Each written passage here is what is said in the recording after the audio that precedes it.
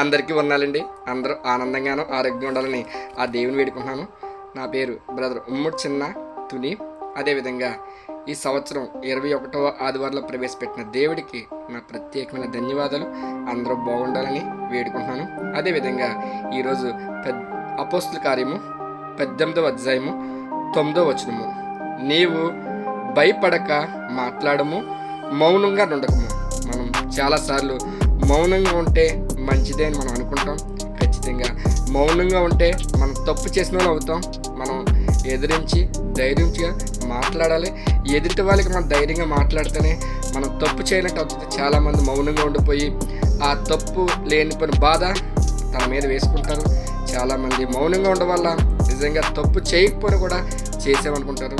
మనం భయపడకుండా ధైర్యంగా మాట్లాడాలి. ఏదన్నా ధైర్యంగానే ఎదిరించాలి అంతే తప్ప మౌనంగా ఉండడం వల్ల కొన్ని అనర్థాలు వస్తాయి.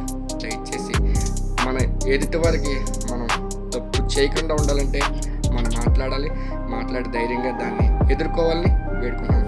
ఈ చిన్న వాక్యం దేవుడు దీవించినాక అందరికీ వందాలండి.